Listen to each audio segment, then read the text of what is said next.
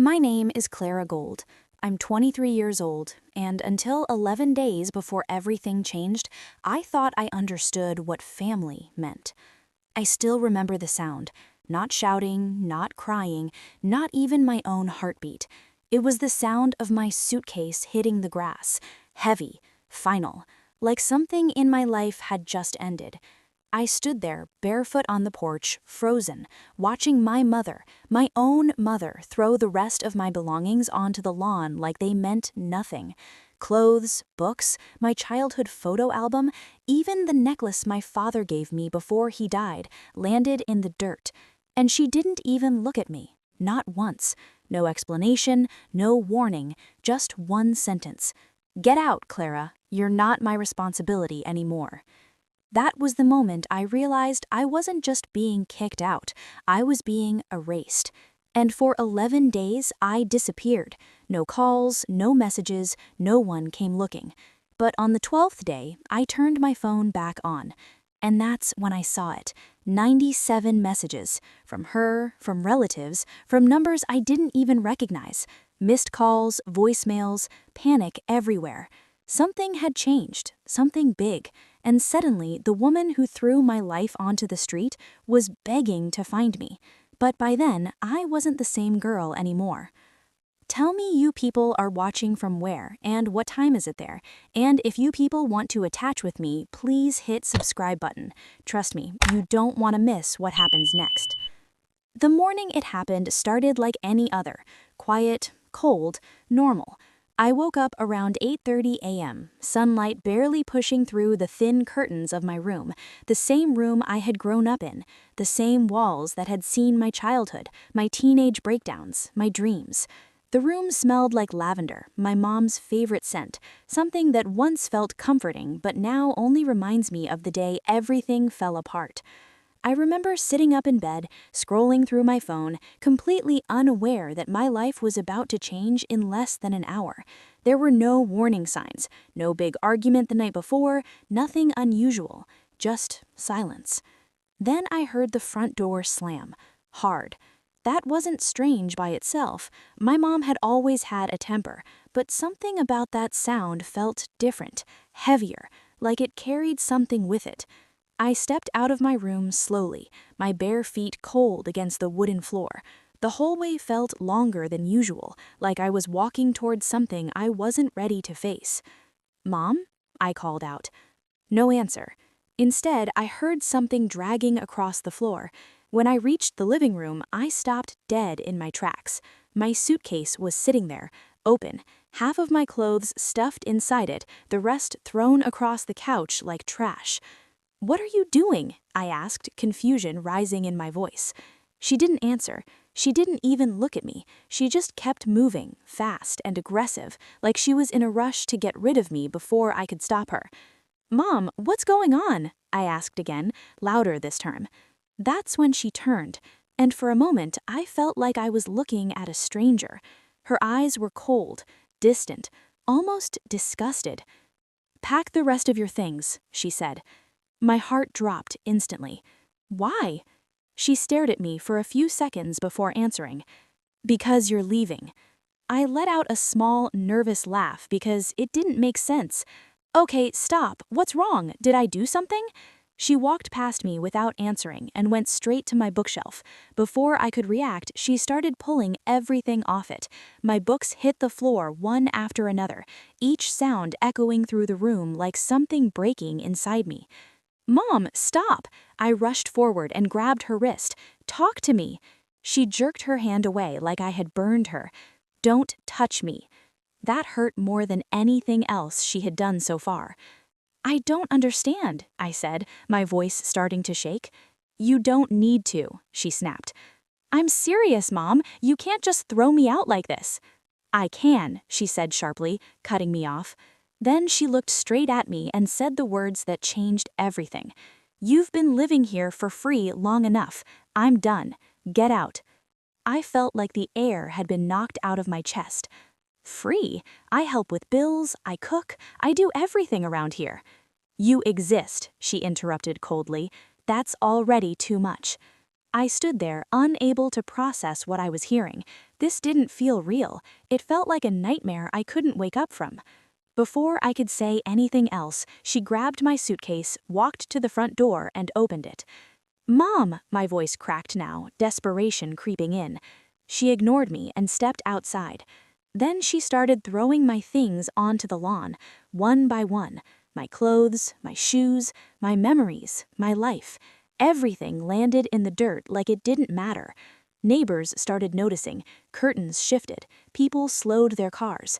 I could feel their eyes on me, watching my humiliation unfold like some kind of public show. "Please," I said as I stepped outside, "we can talk about this. Just tell me what I did." She finally looked at me, and her voice was colder than anything I had ever heard. "Get out, Clara. You're not my responsibility anymore." The door slammed right in front of me, and just like that, it was over. I stood there in silence, staring at the closed door, waiting for it to open again, waiting for something to make sense. But nothing happened. The door stayed closed, and I was alone. I don't know how long I stood there, minutes, maybe longer. Time didn't feel real anymore. Eventually, I bent down and started picking up my things from the grass. Each item felt heavier than it should have been, like I was carrying pieces of a life that didn't belong to me anymore. And in that moment, something inside me shifted, because I realized it wasn't just the house I lost that day. I lost the illusion I ever had a mother. I didn't have a plan when I left. That's the part people don't understand when they hear stories like mine.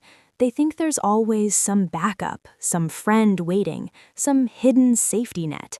I had none. Just a suitcase, a half-dead phone, and the echo of a door slamming behind me. I walked for what felt like hours, even though it was probably less. The streets looked the same as they always had, but everything felt different, like I didn't belong in them anymore, like I had been quietly removed from the world I knew. I didn't cry, not then. Shock has a way of numbing everything. It wraps around you like a cold blanket and convinces you that feeling nothing is better than feeling everything. By the time the sun started to set, reality began creeping in. I had nowhere to go, no one to call, and for the first time in my life, I understood what it meant to truly be alone. That night, I ended up at a small bus station on the edge of town. It wasn't clean, it wasn't safe, but it had a bench, and right then, that was enough. I sat there with my suitcase beside me, watching strangers come and go, each of them with somewhere to be, someone waiting for them. I remember thinking how strange it was that the world didn't stop for me, that everything just kept moving like nothing had happened, like I didn't matter. The first night was the hardest, not because of the cold or the noise or the fear, but because that's when it finally hit me. She meant it.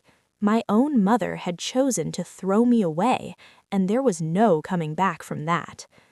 By the second day, survival kicked in. I checked my bank account. It wasn't much, but it was enough to get by for a few days if I was careful. I found a cheap motel on the outskirts of the city, the kind of place where no one asks questions as long as you pay up front.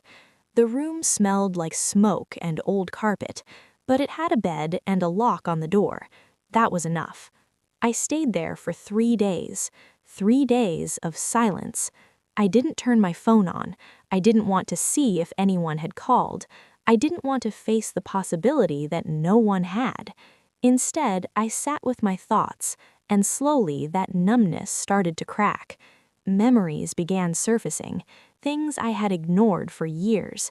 The way my mom would look at me sometimes, like I was a burden she never asked for. The constant criticism, the cold distance, the absence of warmth. I had spent my whole life trying to earn her love, and in the end, she proved there was nothing to earn. By the 4th day, something inside me shifted. The sadness didn't disappear, but it changed shape. It turned into something sharper, something stronger. I stopped asking why and started asking what now. I used the last of my money to buy a cheap notebook and a pen. I began writing everything down, every memory, every feeling, every moment that led to that door slamming in my face. Not because I wanted to hold on to the pain, but because I didn't want to forget the truth. By the 6th day, I found a job. It wasn't glamorous, just a small cafe, tucked between two buildings most people ignored. I walked in, asked if they needed help, and somehow they said yes. No questions, no judgment, just a chance. I worked long hours for little pay, but for the first time in days, I felt something close to control, like I was slowly rebuilding something from nothing. Day by day, I started to feel different, stronger, clearer, like the girl who stood crying on that lawn was slowly disappearing, and someone new was taking her place. By the 10th day, I had enough money to extend my stay at the motel and even save a little. It wasn't much, but it was mine, something I had earned on my own, without anyone's approval. That night, I sat on the edge of the bed, staring at my phone. Still off, still silent. For 10 days I had avoided it, avoided the world I came from, avoided her. But something inside me told me it was time, not because I missed her, but because I needed to see. I took a deep breath and pressed the power button. The screen lit up slowly, like it was waking up from a long sleep. And then it started. Notifications, one after another. Messages, missed calls, voicemails. They kept coming, flooding the screen faster than I could read them. My heart started racing. I opened the message app, and that's when I saw it. 97 messages. Most of them were from her, the same woman who couldn't even look at me while throwing my life onto the street, now texting over and over. "Clara, where are you? Please answer me. We need to talk. I made a mistake. Come home." I stared at the screen, my hands completely still. It didn't feel real. Then I checked the voicemails. Her voice, trembling, desperate, nothing like the cold tone I remembered. "Clara, please, just call me back. I'm worried about you. I didn't mean it. I wasn't thinking." Each message sounded more broken than the last, and suddenly everything became clear. She wasn't calling because she loved me. She was calling because something had changed, something she needed, something she lost. And for the first time in my life, I had something she wanted: control. I locked my phone and placed it beside me. No tears, no hesitation, just clarity. Because the girl who begged for her love was gone, and the woman sitting on that motel bed understood her worth. I didn't respond that night, or the next morning. I went to work, served coffee, smiled at strangers, and carried on like those messages didn't exist. Because for once, I was the one in control of the silence, and I made a decision. I wasn't going back. Not to that house, not to that version of myself. If she wanted to talk, if she wanted forgiveness, if she wanted me back in her life, then she was going to have to face the consequences of what she did. Because some doors don't just close, they lock. And this time, I had the key.